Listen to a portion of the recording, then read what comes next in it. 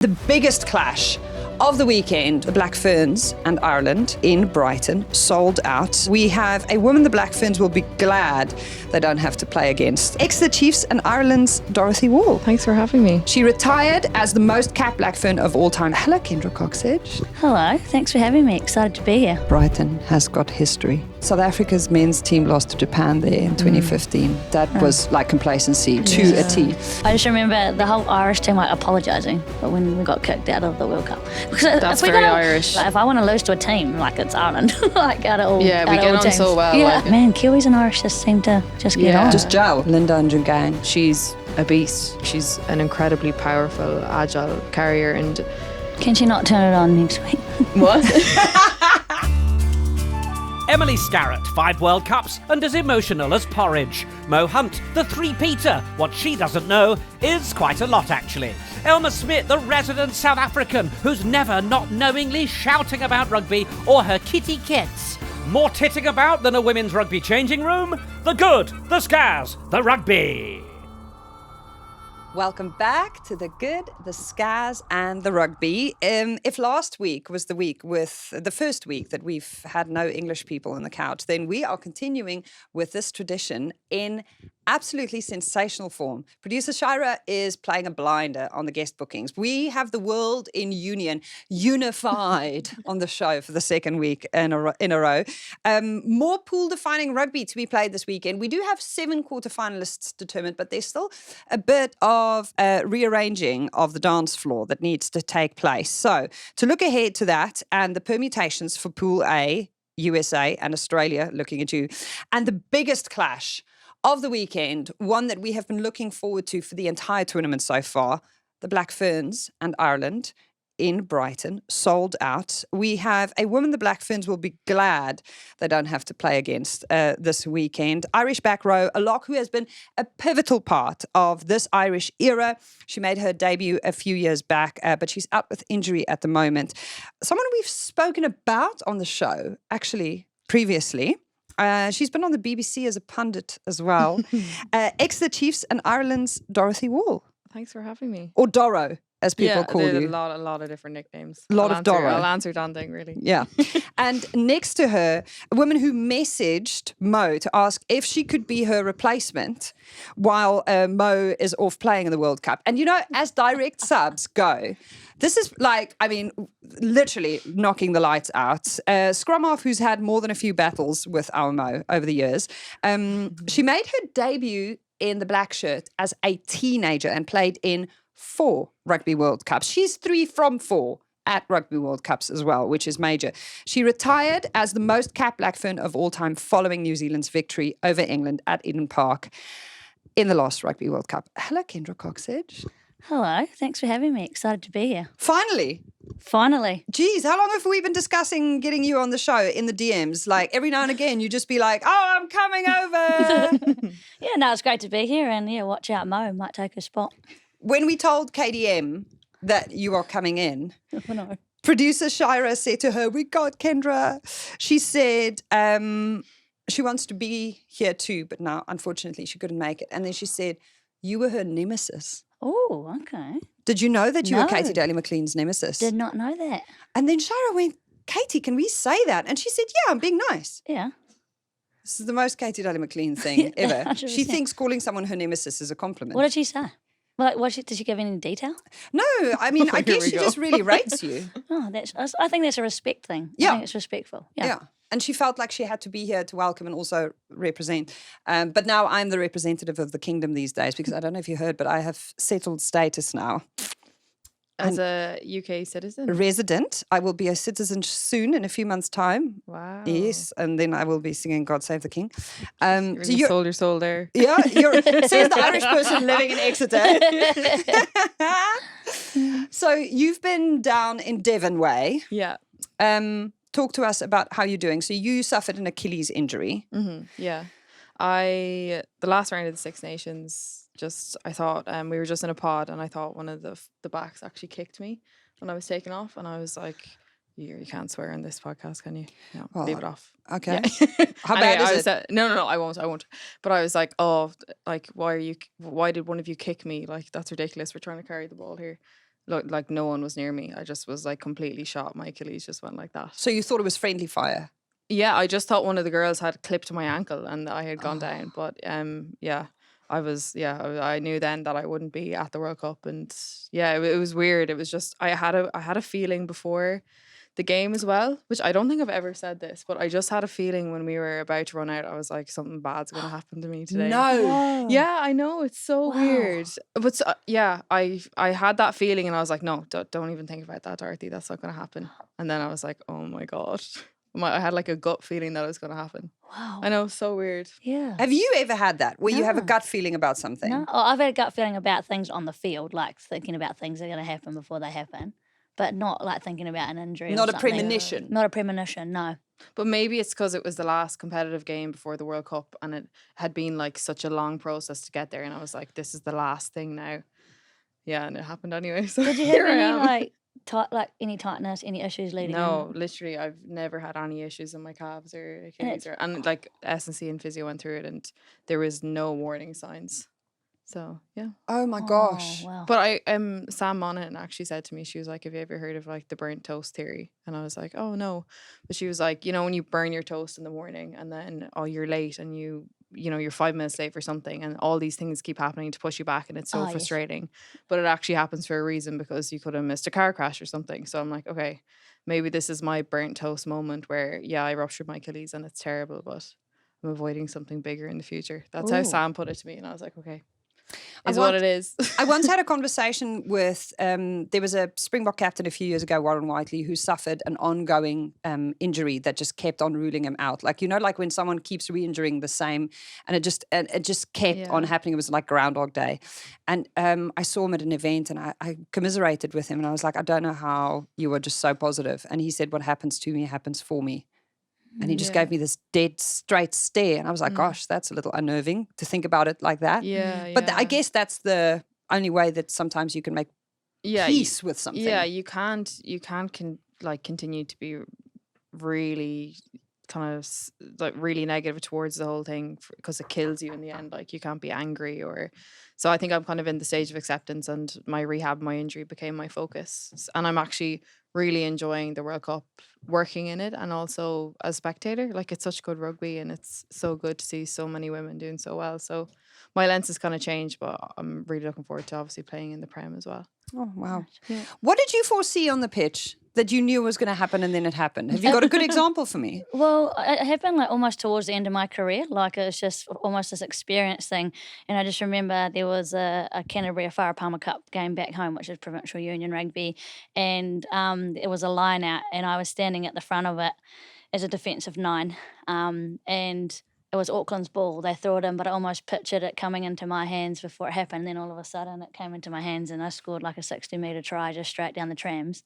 Like, is this the Canterbury 4-peat? yeah. I always hear yeah, about you hear this. about it from Liv. Who do you hear about it? Oh, just from Liv, and we met up with a few of the Black Ferns girls during the week, and the Canterbury 4-peat comes up a lot. Yeah. Seen the clips, seen everything.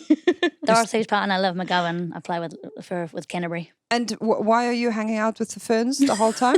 She's I a know, Fern. not She had the the whole boy out, time, she's not the away. whole time, not the whole time. do the friends in green know about this, Yes, Doro? they do. Yes, they do.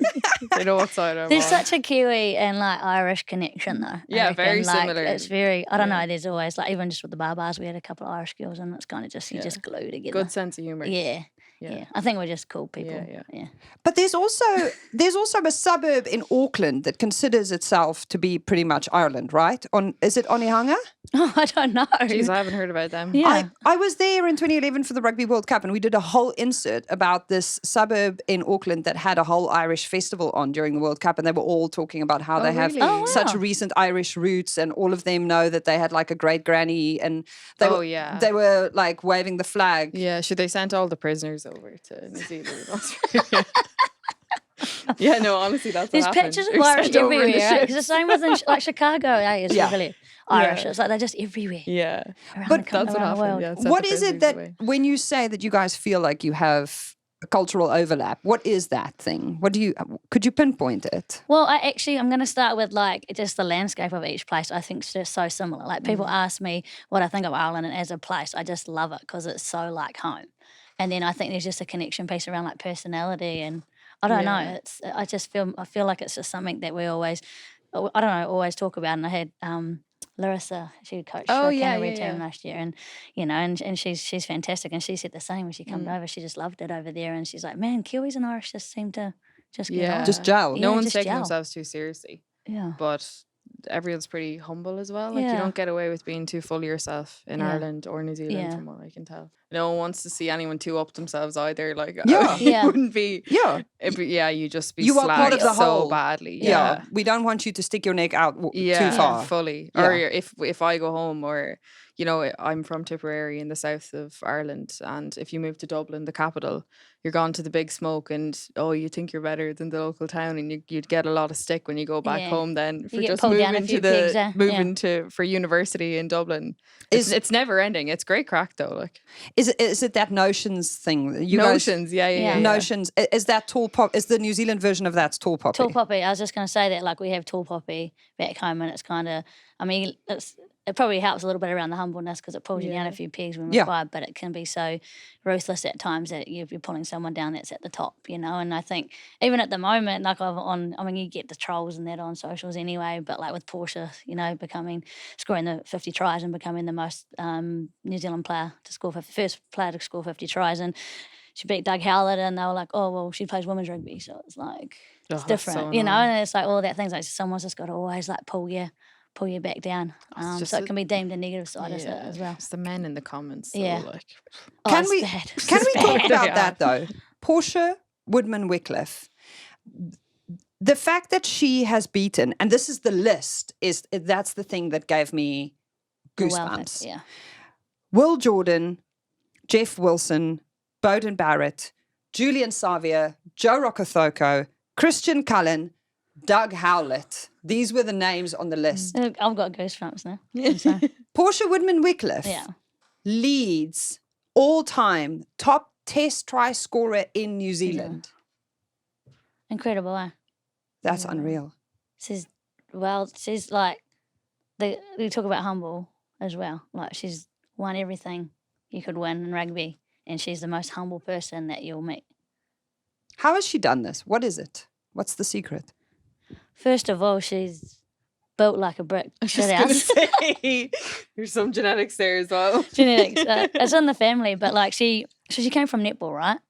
And we ran a program back home called Go for Gold, and she came through that program, come and try, rugby, run through a bit of a combine and some testing, and then got selected through that with Kayla McAllister as well. So both netballers come in, and I mean, she's got her dad and her uncle who represented New Zealand, so it was kind of already in the blood. But ultimate competitor, just as I said, she's genetically built. And you can look at her dad, and her dad's like built as well. Massive calves, but just well brought up, I think, as well. And there's just freaks out there. Like Georgia Miller, I would say, is the next, like there's just some players that I've said it before, I have no words like for players like that. Yeah, and They're you were freakish. there. You were there for the first one. Yeah. There's for the first, and I was there for the 50th. Waving the point. Yeah, it's pretty cool. You're getting glassy eyes. Yeah, I know. You're going to cry. I've already had enough of that this weekend. Have you had a few cries? Because Yeah. I'm crying every day at this rate. Yeah. Like, I mean, like it It's just literally After takes. yesterday as It well. takes very Yeah. I little. saw that. Like I just teeter over the edge every 5 minutes or It's so. just because there's so much going on, like in the game. Like it's just come such a long way. I think it's just such a special time. Your message at the Black Ferns shirt presentation, though. Oh, now you're really gonna. Oh my That was really good. gosh. It's great they put it on Instagram. Everyone could see it. I love that that's available to us Yeah. and that we can see that, because these moments are so precious and previously would have been regarded as sacred. Yeah, we never used to let anyone into our jersey presentation. Like it was quite a closed off, but there's an element now with the game changing and the fans. You got to bring them along for the ride. And they asked me, do you want to be mic'd up? And I was like, yeah, no worries. But because throughout, like, cause I prepared a speech because it's not something, because I usually go up and just free flow everything. And I knew I'd be jumping all over the show. So I was like, I write a speech. And when I started writing it, it was, I started getting a bit emotional, and I was, it's just because you're tired. Like, you just need to go to bed early and you'll be fine. And then I fixed it up on my way down on the train, and then I was a little bit teary again, and I was like, oh gosh, tomorrow night's not going to be good. And then they're like, do you want to be mic'd up? And I was like, yeah, and they're like, oh, wow, you're usually into it. And I'm like, no, I am, but it's going to be emotional. So it just comes with it. And it's just what the jersey, like in rugby, it's just what it does. Like, I'm not really a heavily emotional person. And when I'm in that environment, I'm a wreck. Yeah. Yeah. I love that There is a lot you of that. you used, is it the Maori word for treasure? Yeah, Taonga? taonga. Yeah. Nice pronunciation. That's great. I've spent a bit of time listening to Kiwis over the years. Yeah. But I love that you honor and respect and fuse culture in the way that you guys do. Yeah. It's something that I've seen change in New Zealand a lot Yeah. since 2011. Yeah. Yeah, it's important for us back home. Like, culture is massive, and we've got there are native people, and and as I guess for me, lucky enough, I was from a small town who learnt te reo Māori at a younger age, and I can't speak fluently or anything, and then being in the Black Ferns and being part of that and being immersed in it and learning wāta, learning haka, it just comes with part of that, and it's just something that you want to embrace. If you haven't seen it, Kendra says, among other things, every single time you put it on, you feel the mana, the history and the responsibility that comes with it. It's never just about you. It's about the whānau. Is that correct? Whānau, yeah. Yeah. Your teammates, the women who wore it before you, and the girls who dream of wearing it after you. Now I've got you going. I've got me going as well. But it is about that heritage piece. It is about honouring the women who wore it before you. Yeah. But it's more about the girls who are coming next. Yeah. Because that's who we do it for. Yeah, 100%. And that's why I knew I was going to get emotional, because I just think about, and that's just saying you've been crying every day, because there's just so much going on. I'm like watching so much content, and you're hearing stories like, like your Irish player who broke both of her legs, she's back playing. Like, there's just some stories in there that's just, it's crazy. And then just the growth that we've seen. And, I walked out in front of 42,500 people at Eden Park, and then I went to the opening match. There's just under 43,000 people there, knowing that that's going to double for the World Cup final. Like, it's just mind blowing. That's the green wave. Yeah. The World Cup green wave. You guys have managed to work those two words into literally every interview. Oh, you're telling me. Yeah, it's oh my in gosh. everything. Yeah. Talk me through the both legs broken story. Oh. It's you're talking about Baven, are you? Yeah, Baven. Yeah. So she did break the same leg twice, but she was at the Olympics in... they were a good bit into the Olympics, I think, and just one of those nasty tackles where you're kind of pulled back on yourself, where everyone goes like, oh, and she actually didn't even react. Like, she was like deadpan, but she knew her leg was gone. So she sat out the rest of the Olympics. She got back for the South African leg of the sevens then, and just the exact same mechanism, exact same injury. And Baven is a freak athlete. Like, you've never seen, like, I know Portia is like crazy, but Baven's fast twitch fibers, how quick she is, how powerful she is. She benches like nearly 100 kg. Whoa. But yeah, she's crazy. Like, and she took the time to rehab it properly now, and she's back for this World Cup. Got back for a warm up game, and I just think she's so exciting. She's so exciting, and I think she's going to be amazing in the next few games. The other person that we need to talk about is Linda and Djougang, who got her 50th cap against Spain. Now, for anyone who hasn't seen this, because I know not everyone watches the BBC, I think it's really important. Who is Linda in the team, and what example is she to the wider group? Because she's a nurse, and the post-match speech that she gave in the change room was all about us as a collective and how she wants 50 and more for everybody. She's the first person in this group to get 50 caps. It's the first person since 2021 in the Irish lineup to get 50 caps. Yeah. There's almost a lost generation of Irish girls that have gone before this. Who didn't get to 50. Yeah. So it's notable that there is a player here who's got that experience in a squad that only has one veteran from the last Rugby World Cup that Ireland competed in Clearna Maloney. Yeah. Yeah, I know. Linda's actually, she's such a funny character as well. Like, she is, just some of the stuff she comes out with on pitch, off pitch. She's in her own world half the time, to be fair, and she'd admit There's always one she'd admit that as well. But she's very good at talking the talk at the same time. And her story, like coming from the Cameroon and coming over here to be educated in a better life, essentially by herself and being adopted, like, it is absolutely crazy, and is so different to the upbringing that so many of us had in the squad. And, coming to an Irish school, like, she learned Irish in school. She's fluent in French. She had to learn English when she came to Ireland, and then she learned Irish. And then she went to Trinity, which is one of the best universities in Ireland, and became a nurse. So she's so impressive with what she's pulled off with the hand she was given at the start, you know?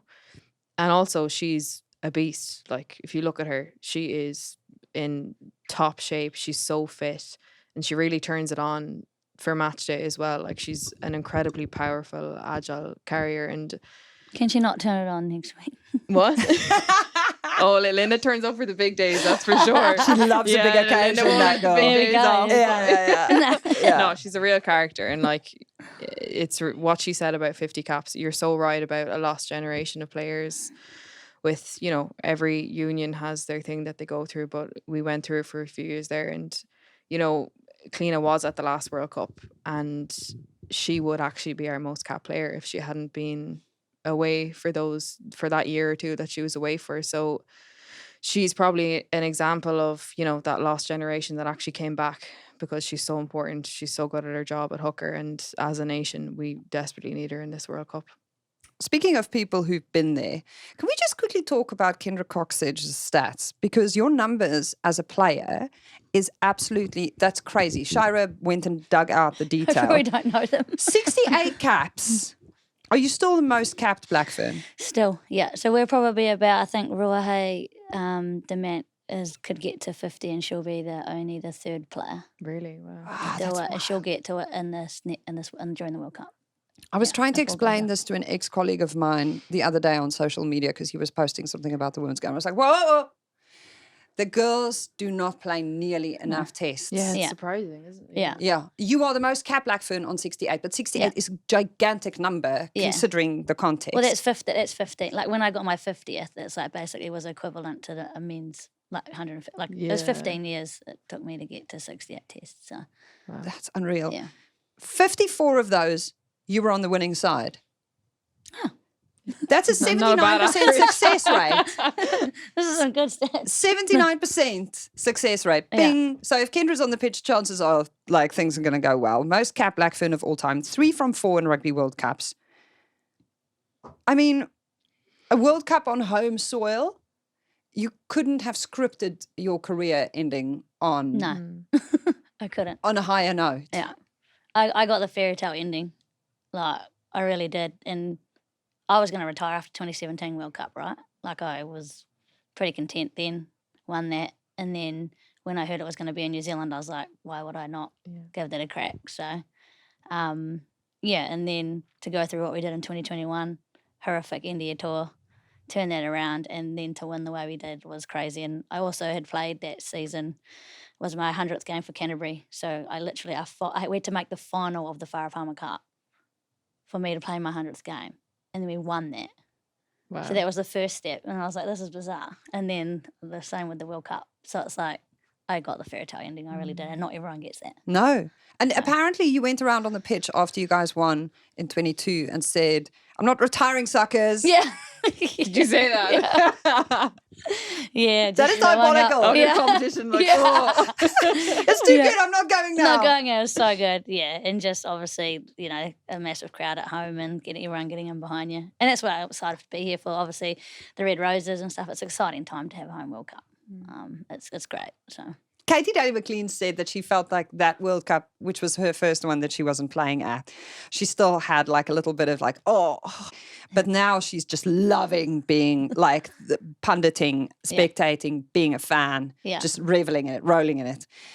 Are you feeling any of those feelings? no, Is it? I'm at peace completely. Completely. Because I just went cold turkey. So after the World Cup, I announced it before World Cup that I was retiring, so I knew I got my story out there. Whatever was going to happen, I was done.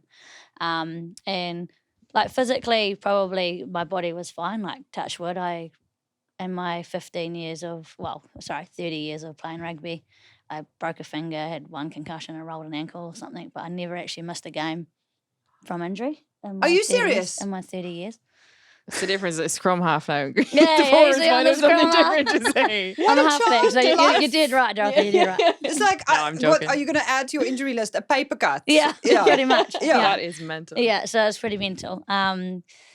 Yeah, so That's just unreal. yeah, it is. It's understandable that you Yeah, went around geez. and said, I'm not retiring, suckers, because if Yeah. I had such a good run, I'd probably also go, why should I stop now? No, I just went like, my first game watching the Black Ferns, I was real critical. Like, I was real like, oh my God, what are you doing? Why are you playing like that? Like, it took me a while just to become a fan and just to sit back and Because you know just so much watch. about what they're trying to do as well. Yeah, and then now I'm just like the Black Ferns' biggest fan. And you can enjoy it. Yeah, I can have a gin and tonic and watch the game. And I actually, when I did a jersey presentation, I was a bit hungry and I was like, I'll go get some Pringles. And I felt like I had to hide them on my way to my room. That's so Like, funny. I was like, okay, this is weird. And then I went and had a beer in the hotel lobby before the jersey presentation because I was so nervous. So and then the families, or because the families get invited, so the families came in and had a beer, and I was like, even because first of all I was just in there on my own, and I was like looking around, like, because people still think I play. Really? Like in Sunderland, I was at the, oh my gosh, sound like I'm like just on a big booze trip. I was by the fan zone, and I was at the Asahi pub. And this guy was like, oh, and I had a pint, like, so not a small one, like a big pint. And he's like, oh, all the best for tomorrow. And I was like, I'm retired. I've got this beer. I'm in Sunderland, not in York for starters. Yeah. So yeah, people still think that I'm playing. Well, maybe he's also just assuming that you're still so in touch with the team that, you know. Yeah, and I am, because I work full time with New Zealand Rugby too, right? So I'm still highly connected. Yeah, deeply invested. Yeah. What's your role with New Zealand Rugby? Sorry, I just got a drink out of my good Scaz in the rugby Mug? mug. Yeah. My role is a women's high performance pathway manager. So, I mean, everyone thinks, I think over here or on the other side of the world thinks that we have our pathways completely right for the Black Ferns because we've been so successful, but we haven't for so long had a visible pathway for our females. So there's been elements of little bits in there, but it's been, I've been in it 12 months now, and probably 14 months, and just trying to create a pathway from our community rugby through to the Black Ferns. So working with all our academies across our provincial unions, making sure we're getting what we need there, creating national programs. So we had our first under-18, like North versus South kind of campaign this year, which was a top 50 under-18 girls in the country. We've got under-20s camp coming up in October. And then I ran a bit of a different initiative and run some combines, the next Fern combines, to try and attract athletes from other sports, which has been exciting because we've got a sevens tournament Ignite coming up in November, and there's a few girls that have come from sprinting, netball, basketball, that are going to come in and have a crack at that. So just doing something a bit different, just trying to find athletes. Just steal them all. Yeah, steal them all. Yeah. Oh, that's interesting because that's what you guys, I mean, in Ireland, you guys are constantly kind of getting athletes crossing over from GAA and Camogie and like that transferable skills, sorry, that's the word I was looking for. Finding those transferable skills, finding those Portias in all of the other corners of the island and then dragging them over. But you did really leave the shirt, that number 9 shirt, in a better place. Do you sometimes reflect on that? Yeah, I mean, it gives me goosebumps because that's what I said in my speech the other night. Like, I really feel like I have. Like, there's nothing more and that's probably what helped with my retirement. I don't think there's anything more that I could give to the jersey. Like, I felt like I put everything into it, not just on the field but off the field too. You know, like driving the leadership and culture and environment of the black jersey and of the Black Ferns. So yeah, I'm all around content. I love that. I'm so at peace, and I don't. Everyone's like, "Oh, surely you get itchy feet." And I'm like, The only time I got itchy feet is I went to a sevens tournament, like a club one, and there was summer, and I was wearing bare feet around the grass, and I was like, man, it'd be cool to have a jam. But if it's like, I don't even like Very going out in different. the rain now. Yeah, like if it's yeah. raining outside, I'm like, oh, I won't even like. If I'm at the gym and there's like it's running outside and it's raining, I'm like, I'll just jump on the bike because I've just like become this softie since Well time. deserved, I think. Yeah, Thanks. I think you've earned it. I think you're okay. Now it's time for our Continental Tyres question of the week, the official tyre partner of England Rugby. We have very important questions that we just need to quickly trot through. First one from @itmecb. A girl we had on the couch last week. She says, yes or no, did everyone cry when Samoa got their first Rugby World Cup points on the board? Yes. It takes a lot for me to cry, but I no, I was very emotional about it. Sorry, okay, yes. Okay, we could go. I probably didn't cry, but I got a little bit like, oh, that's so great. Yeah. Emotional as porridge. That's what we call our Emily Scarrett. Yeah. Are you on the porridge, like you're over there? No, Not a crier.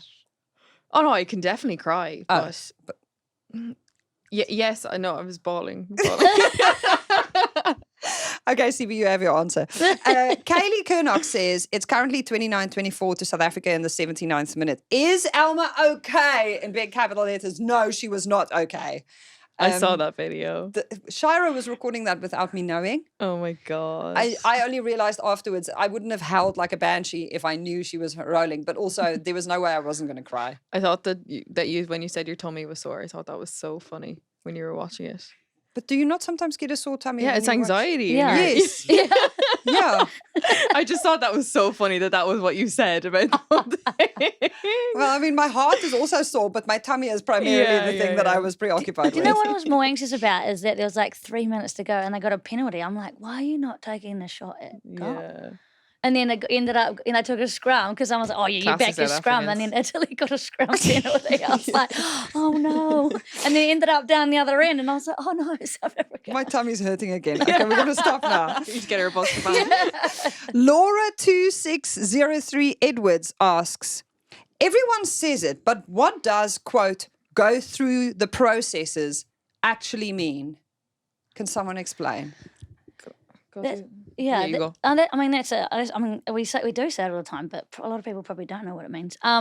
So you obviously train a lot. You understand your game plans and how you're going to play a game, and it's your processes through how you're going to play. And when you get to like a certain point of a week before a game or to a final, you just trust the process that you've had the whole time that you've played. So if it's a whole season of footy, you start from the start, you train all the way through, and you don't actually need to change anything. You trust what you've already done. And trust everything you've done on and off the field and believe in that. As opposed to, what does trust the process mean? So you should trust the process, not get preoccupied with the occasion, the scale, the pressure. Yeah, I the think, pressure, in game as well, if things aren't going as you expect, if the ref isn't on your side, trust what you know and what you've trained and that your plan is good, essentially. Yeah. Okay. And back it. Yeah. Don't go off on a tangent. Don't go off on a tangent. No. Follow the plan. Yeah. Stick to it. Yeah, Don't try go to chaos. fix it yourself. Yeah. Okay, well, Laura Edwards, I hope that was useful. Trust the process, Laura. That was the Continental Tires question of the week, brought to you by Continental Tires, proud supporters of girls rugby. Their Love Rugby program gives under 12s the opportunity to play at festivals and showcases across the country, which we absolutely love to see. Now, Ireland didn't qualify for the last Rugby World Cup in 2022. I'm just saying that if anyone new here has pulled up a chair and you weren't there, it was tragic. It was also really super painful to see the way in which it happened because it was last minute stuff. Chloe Rolly's last minute converted try kept Scotland's hopes alive and then ended Ireland's dreams of reaching their rescheduled tournament. So it's so important for these Irish girls to be back and to be making a statement. Yeah. But there's being back and making a statement, and then there's what Ireland have been doing for the last, I feel like, 2 years. It's been wild. There was a point, I said this the other day as well, in 23, where Ireland was ranked lower than Japan. There was a week there. Oh yeah, it was so bad. So we were so low. And you went from being ranked 10th to 5th. Yeah. Scott Beeman keeps talking about wanting to play 6 matches at this tournament, which means you want to play in the final. Which is a really big mission to be on. Being back at the races, though, does it feel like you guys are finally the team that you knew you were always on the inside and we're just seeing it? Yeah, I just think we needed an education. We needed to be coached in the right way. We needed to know the detail around set piece, to know that this is how you play England, this is how you go after New Zealand. Just actually, How do you go after New Zealand? Oh, Nah. can't say. Can't say, sorry. But you know, like just this, there's so many dimensions to learning about rugby. And, you know, when I look back then, I was 20, 21 on the scene. When I watched back some of how I played, I'm like, God, like I was so raw. I didn't know anything. I just was making silly mistakes that I wouldn't make now because I was younger. And I think that's probably the same for the whole team. We lacked direction massively. And, you know, I think a lot of countries have the athletes, they have the talent. We have Dannah O'Brien, who's, you know, left boot is something to be reckoned with. And she's got that natural knowledge. She's honed that skill. But, you know, she's come out of Irish rugby and she's this kind of talisman player for us now, where her boot is so important for our game plan and what we're trying to do, and how she's been coached and how she sees space now is worlds apart to what she was 2 years ago when she was 18 or 3 years ago when she came on the scene. So just having the right direction, having the right coaching, learning more about the game, increasing all of our rugby IQ just is the difference in us performing as well. Can we just have a moment for the fact I saw Dannah O'Brien in the flash zone in the interview area yesterday after the match. It was the first time that I got that close to her. Like literally, she was literally standing here. And I was just struck by how incredibly young she is. Yeah. I was like, there should be an adult here with you. I feel like Oh, she's well able to handle herself. she is so She's grand. young. But Yeah. as soon as you start speaking to her, she is just laser. She is so focused. Yeah. It's She unreal. doesn't give away much data. does she? No, she literally, she kind of squared up to me. I was like, girl, I'm not here to fight. Like, Are you sure she was squaring up to you? Yeah, it's like, That's literally not the Dannah squaring I know. up to you. She normally gets someone else to do that. she looked at that BBC microphone and she was like, cool, let's go. You know, like Yeah, she just, fair. she was Oh, kind yeah, of like, "Ugh." Was that post game? Yeah. Yeah. And I was a little intimidated. Like initially I was like, oh, you baby. And then as soon as she started talking, I was like, oh, no, she's not baby. No, Dannah is definitely like a wise head on young shoulders, I'd say. She's Yeah. taking it all in all the time. It's almost a little unnerving. Yeah. She never says much, but like that kind of adds to her nearly like power or mystery if she ever heard me saying this now. But you know, like, because you know, when people who speak less often hold a bit more power Yeah. in rooms, and I think you could definitely say that about Dannah. Someone who doesn't speak less at all, please go watch this back. If you have not watched this episode, you know exactly what I'm talking about. Wait for it. We went to the IRFU High Performance Centre and we had Aveen Riley and Sam Monaghan and Neve O'Dowd, Noddy, on the show. She is She's box office. Oh yeah. We had such a good laugh. All of her personalities. She's so funny. She does a few cracking accents and impressions. Yeah. she's got Sam a lot. Monaghan also did dish the dirt on you a little bit when we were Oh there. yeah. Oh Go yeah. on. She told us about the hair mask that exploded. Oh yeah. It kind of happens a lot for me. What do you mean? I buy a lot of products. It's kind of probably a self-soothing thing, and especially now since I've been injured, I don't really, I kind of treat myself in that way because I think I kind of deserve it. A kilogram of hair mask though. Look, it was a brilliant deal, and no, listen, and it was like this kind of henna. I bleached my hair. I recently had a disaster with my hair, but we won't get into that. I bleached my hair, so obviously, it's not as healthy as normal hair. So I take a lot of care in making sure that it's not going to fall off my head, essentially. So I got a kg of mask before every tournament when I'm in camp for a few weeks, and I'll share it with everyone too. But this one happened this one happened to explode all over my bag the night before camp. Nice. But I scooped most of it back in. And You used it for the rescued night. it? Yeah, used it. And how did you almost set the High Performance Centre on fire? Yeah. Sam Monaghan, thank you for the... So the- She's such a snake. Yeah? Love to come here and tell all the dirt about her. Now it's Anyway, your turn to. It's just a bagel that I forgot about. A bagel? Yeah, and then the fire alarms are going off and stuff. What did you put in the oven or something? In the toaster, but toaster. I don't know. I don't think toasters are made that well these days. That shouldn't be like. Nah, you I should just be able like- to put a bagel in toast. Yeah, I actually the IRFU should be looking after their toasters. Check It's that not about toaster, me. guys. Yeah. From a health and safety perspective, we're Yeah, concerned. Sam would want to watch your back now after all this. And what happened with the purple shampoo? Wow, that's kind of a weekly thing when I have to use my purple shampoo. I like less is more is something that I definitely don't think should be a principle. In my mind, it's more is more. Yeah. I don't apologize for it though. It is my trademark. Everyone in the team knows it about me. But I try everything, and then I will I want people to try my products too. So yes, I am probably a nightmare as a roommate because there's stuff everywhere. But we would not be good roommates. People tend to draw a line though. Like there'll be a line in the room that I won't like that's a boundary. Like none of my stuff will spill over to that side generally. Okay. You don't actually put like a physical line down, do you? No, some not tape. yet. Well, who knows? They might. It's an imaginary line. Yeah, Yeah, exactly. And you are apparently one of the fake tan specialists Yeah, in the yeah. squad. You guys go big on your fake tan. Yeah, we do. The Irish girls, have you seen them during the Six Nations when they sing the anthem and their little hands are next to their legs? They've got those white shorts on, and you're like, girl, your arms. Oh, the white shorts are gone, Elma, now. Well, they got rid of those. Also, that was back in the day. Yeah. But your arms and your legs are not in the same time zone. No, absolutely not. No sun in Islander. No, Yeah, no natural. Yeah, but we love the white shorts for that reason, that it made your tan pop. It's a, look, we were talking about culture. Tan is a cultural thing in Ireland. It is. I'm not joking. It is. And you know, people, even when I came to Chiefs, I used to get so slagged for like, you know, how dark my tan was, how patchy my tan was, and I was like, guys, it is just part of the weekly process. You're either here for it or you aren't. So I think people stop giving out to you for a while because you do it every week. So Who are the other tan queens? Like, if you had to do a there's top lot. three. There's a lot. And there's people who tan who are kind of secret about it too, who do more of a natural one. Like Nadia Winkelman, for example. Yeah. Yeah. She didn't say that, I'd say, last time she was here. Yeah, she loves, you know the Dove tinted moisturizer? Oh, yeah. She calls it Dove Tinto. And she said, yeah, I put a bit of Tinto on last night. But she'd never say that publicly because she's, you know, but yeah. She's tough. Nod fake stands. I'll have it on record. Here. There we go. Yeah. It's awesome. Yeah. Dropping bombs. Dropping bombs. I Little love it. fake tan, Kendra? Yeah, 100%. Bondi sands, gradual. Yeah.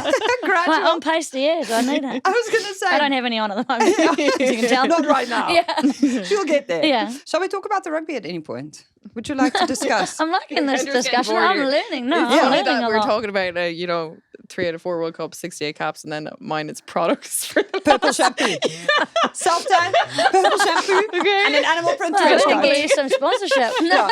It's Dora's secret to success. Yeah. Look the part. Yeah, Yeah. absolutely. So the Pool C decider, and this decides who gets South Africa and who gets France in the quarterfinals as Yeah. well, which is Yeah. a fun prospect for me. The green team would definitely prefer the green team, I'm just saying. Yeah. Not two nations who've played each other often. Just for context, if you are new around here, in September 24, they played each other in Vancouver in WXV1. Yeah. And New Zealand lost 27-29. This was universally considered to be thrilling upset. Yeah. For a neutral, it was spectacular. Erin King late try, Dannah O'Brien conversion sealing it. I mean, nerves, just Yeah. absolute rock solid. November 2016, there was an encounter that ended 38-8 in Dublin in the November series, dominant from the Ferns. Were you on then? Yep. Bench starting? Starting, I think. Starting, yeah, Yeah. I think so as well. Yeah. 2014 Rugby World Cup Pool B, Ireland 17, New Zealand 14. So it all started. First ever victory over New Zealand, male or female, for Ireland that day. Really? Yeah, Wow. girls did it first. Biggest upsets in Women's Rugby World Cup history until 2014. So is this the only team that the Ferns have a negative record against? Well, Canada are kind of been Canada in that as well. space recently. Yeah. Well, they're a bit of a bogey team for the Yeah. Black Ferns. But 1 from 3. yeah, but I remember 2014 so clearly. Sorry, I'm asked a question. No, what was your question, sir? You remember 2014? Yeah. What went wrong? I think we were complacent. I don't think we chose our best lineup out there. But I want to credit Ireland too because they were awesome. I just remember them because your whole team, the whole Irish team, apologising for when we got kicked out of the World Cup. Because That's very Irish. If we're going to lose We to a apologise team, for though, everything. if we're going to lose to a team, because people say, "Oh, what happened 2014?" And I'm like, "Well, we got beat by Ireland in pool play and we didn't make it through because there was no quarterfinals back then." But then like, "Oh, bloody Ireland!" And I'm like, "No, if I want to lose to a team, it's Ireland." Out of all, Yeah, out we of get all on teams. so well. Yeah. Yeah. It comes back to that relationship. But obviously at the time, devastated. I just remember, I personally think, and I can probably say that pretty openly now, that I don't think we had our best team out there on the park that day. But at the same time, Ireland are up for it. Everyone gets up for, and that's the thing at a World Cup, at any game, everyone gets up for the black jersey just because of the success the Black Ferns have had. Yeah. So you got to be ready for it. You can't be complacent at all. Also not in Brighton. Yeah. I'd just like to say this. What? Brighton has got history. Oh, yeah. So South Africa's men's team lost to Japan there in 2015. This was quite a big deal back then. We call it the Battle of Brighton. No one saw that coming. That was like complacency, like to a T. There has been a bit of chat. I just want to quickly rehash this. Fiona Coughlin has said she wonders whether it's the best thing to send out the strongest possible Irish team, considering this game isn't going to be a big determining factor. How has that landed? Do you know? I don't think that's something. It depends. Like, are you minding bodies because bodies are tired, because there's niggles, because there's greater stake in a quarterfinal game? Yeah, fair enough. Take some players off, but if people are fit and rested, like Ireland as a nation, you know, the pride we have in our performances and our sport, we're never gonna throw away a game. I know that's been kind of mentioned. That is absolutely not what we go after as a nation, as a team. Any of the girls on that team, that's certainly not something that's even thought about for us, you know. I think it would be more of a tactical thing. Who are you resting? Who, you know, who's a niggle? Who are you getting back for these games? Based on what Scott said about like going the whole competition, you have to be smart about it too. So ultimately it'll be a coaching decision. Who are they going to keep rested and well? Who's well enough to play, I think. But they'll be putting out whoever they can for the New Zealand game. And you've got a positive record against the Ferns that you have to defend, you know? Yeah. She said I didn't say it. No, you'd be silly not to. I just think it's crazy. I'm in the mindset like you're at a World Cup. You put out your best team. Yeah. And I think if I reflect back to 2014, I don't believe we did that. So you're at a World Cup. So they've had both, like probably yesterday's team wouldn't have been, they weren't far from your top team. No, not far. Yeah, not far, but like you rested a few players. Yeah, yeah. And the Black Ferns have done the same right in game one. So it's like, I think where you can now, from now on, you've got to, there's combinations, you've got to learn to play with each other. Playing a pressure moment before maybe playing more is heavily important. So I think every World Cup game, put out your best team. If you start rolling a team, then pull people. Yeah. I'm so a big believer of it because you just can't afford to be complacent. Yeah. And you need momentum. Yeah, momentum's huge. Yeah. And as well with the history from like WXV1 and stuff, this will be a real, like this could be a great game, like a very entertaining 100%. spectator game. There's a bit of like history of, you know, we beat them in October. We're coming into a tournament we didn't qualify for last time. We were saying that the Black Ferns might have voodoo dolls of the Irish players as a joke, but you know, there's a bit of something behind it. People, you know, I know most of the Irish travelling sport is coming to this New Zealand game. So why wouldn't you put out your best team, 100%. make it a spectacle as well? Like it's going to be booming in Brighton, eh? It's going to be with the Australia-England game on Saturday, and then two really important games. Yeah. So that Australia-England game. So Australia at this stage don't know exactly how their pool's going to play out. Yes, yes, far out, all or nothing. Yeah, you got to throw you the kitchen sink at it, 100%. But going out against England when you've got everything to play for, I mean, is there...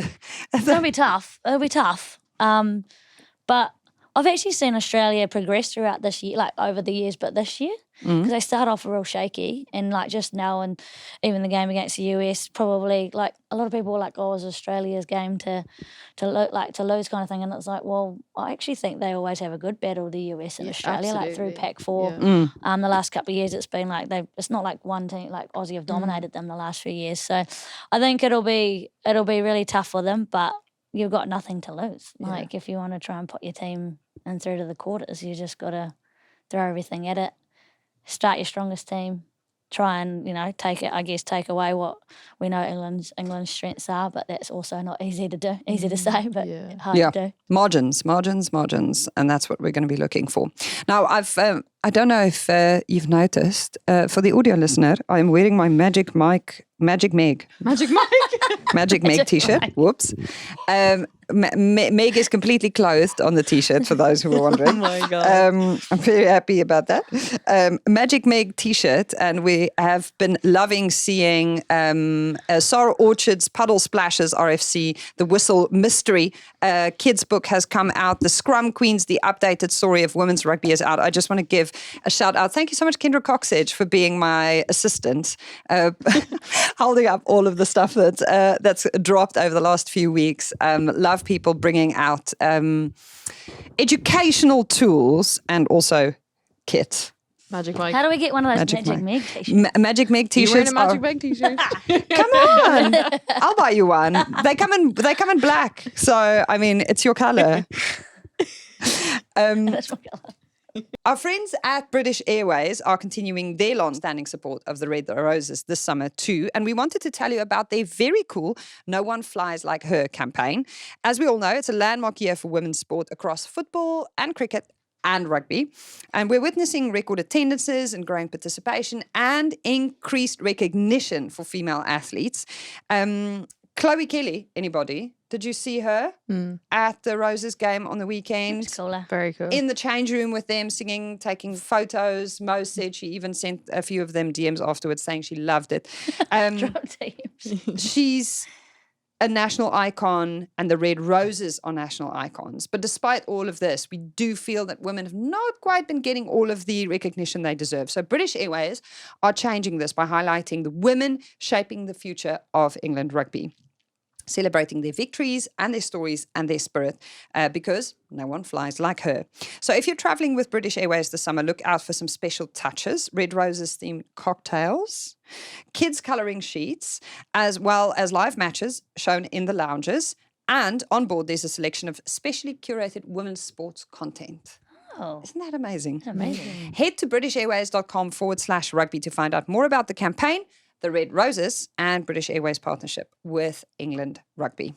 Now it's time for the Honda notice board. There is some very important things that we do need to cover. This is where we just basically gather up all of the screen grabs. I've just been gathering up so many messages, comments, bits of feedback. And Richard Miller, thank you so much for your message. He sent me a DM in caps, Elma Smith. I was like, yes, I feel shouted at. Richard, continue.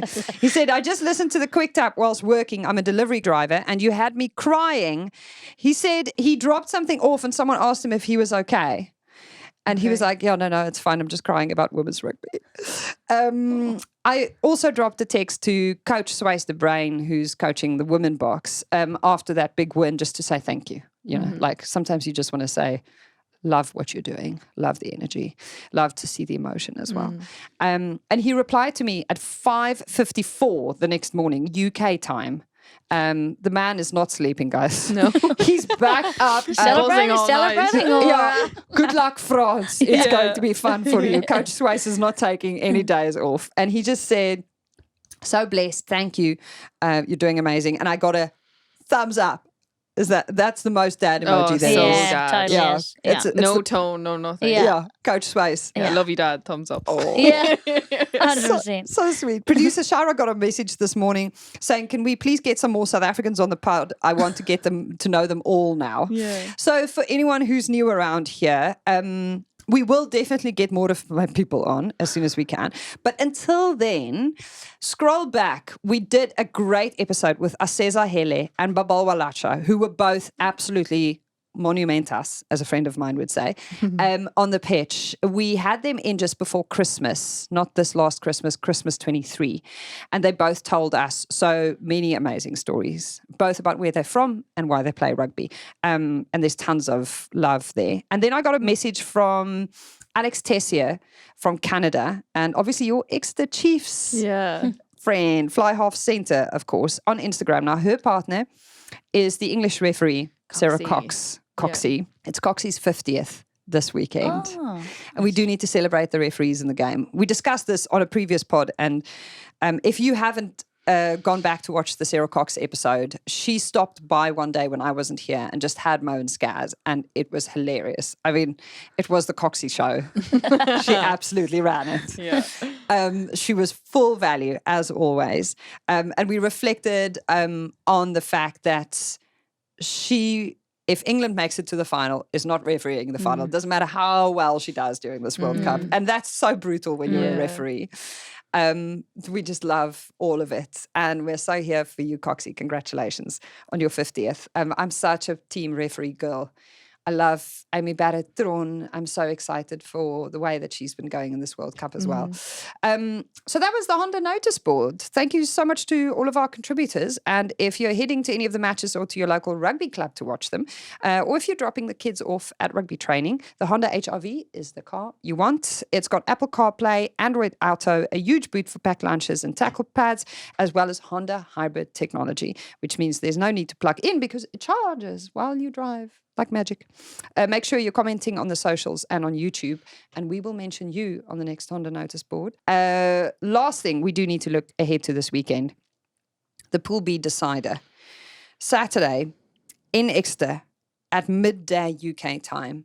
Canada versus Scotland. Top of the pool clash. It doesn't get bigger than this for Scotland. This is their opportunity to really put a stake in the ground and say, this is where we are, this is who we are. This is a generational moment for Scotland. You do have to look at these players and go, there's a bunch of these girls who in 4 years from now will potentially not be playing anymore or might already have, you know, the next generation kind of breathing down their necks. It does feel like they are in a moment, in a crest of their wave.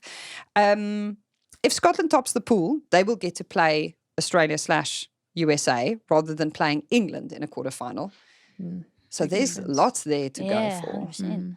Yeah, I think it's particularly impressive because of there's been a lot around Scotland's contracts and what they're dealing with their union at the moment. And when I was previewing the Wales-Scotland game, I was like, they'll either, you know, turn up in two different ways. They'll be really inspired and together about this whole thing, and they'll really perform, and it kind of gives you an extra edge when you're playing for something or fighting for something, or it can dismantle you, you know. So I was really glad to see them on the more positive end of that.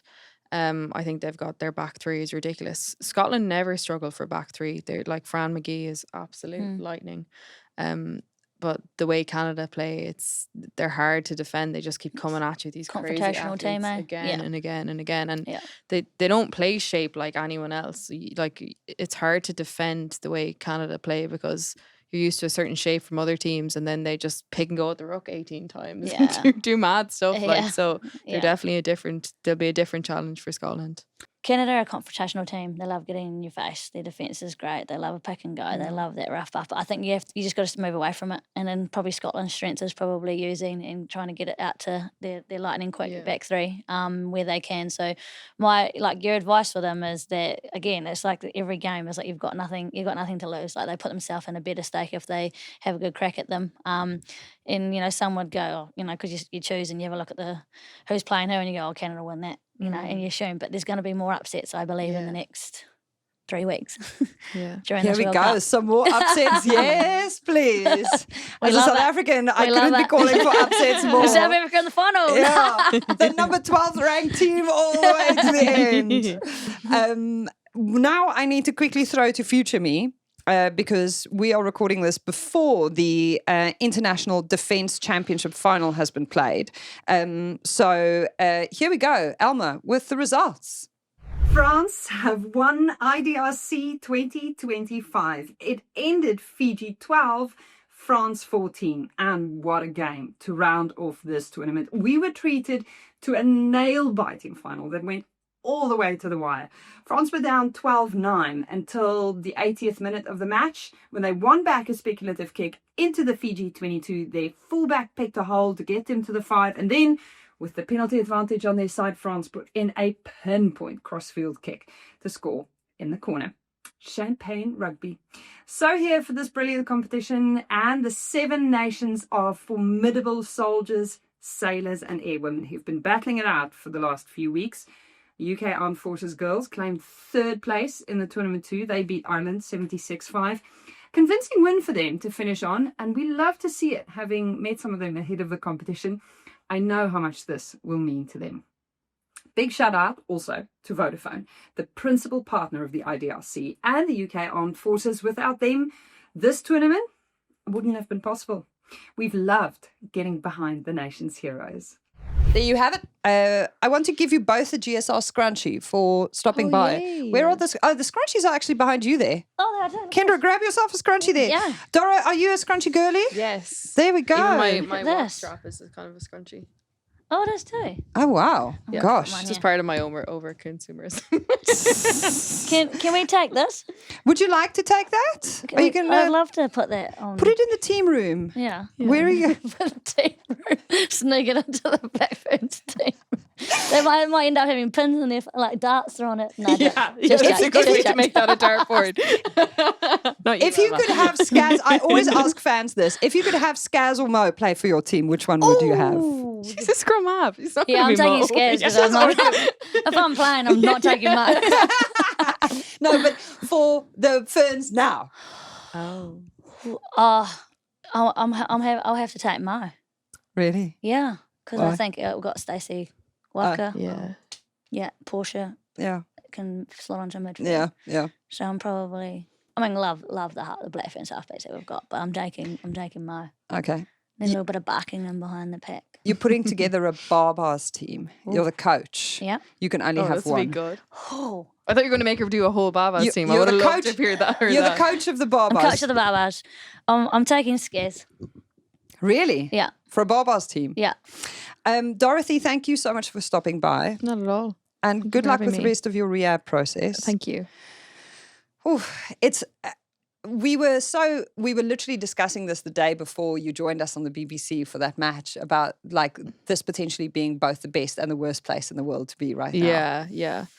It is. You know what? The BBC was great that day because, in a weird way, sometimes when you go as a spectator and you're just part of a team, and if I've missed any matches through injury or selection or whatever, sometimes you just kind of feel like everyone else there when you feel like you should be more than just everyone else because you're in the team and because you've been there and you've played with them and you understand more. And it's not really an ego thing or anything. It's just like, no, I'm part of it. Like, I'm not just a fan. Like, my mum is here. I'm actually part of this team. But I think being with the BBC that day and actually having some purpose around analysis, and then I actually got to sneak into the changing room after because of my accreditation. That was so key.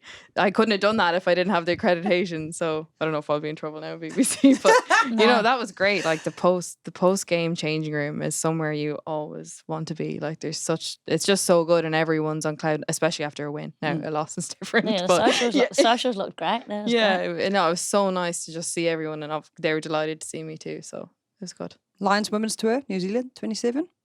Oh yeah, sure, yeah. Never know. Need to get back on pitch first. Yep, won't say any more than that. Nah, come over. Yeah. See you There there. you go, Tuesday. Yeah. Tuesday. We'll see you Whoever there. the coach is going to be. We will see you in New Zealand in 27. Yeah, you'll see me. I'll be We'll flying around. catch up. Yeah. Love that for us. Yeah. We've been the good, the Scaz, and the Rugby, a folding pocket production produced by, and she really is our fearless leader. We always say this together. 1, 2, 3. Shira Shira. Kilgallen. Oh, Kilgallen. Yeah. Sorry, I was like, Yeah, she's actually one of your people. Thought that all right, Kilgallen. Yeah, Kilgallen. oh, Very good. Expect to see more Irish flags in here, so that's the case. there's a lot of red going on, eh? A lot of red. A lot of red. A lot of red and white. Actually.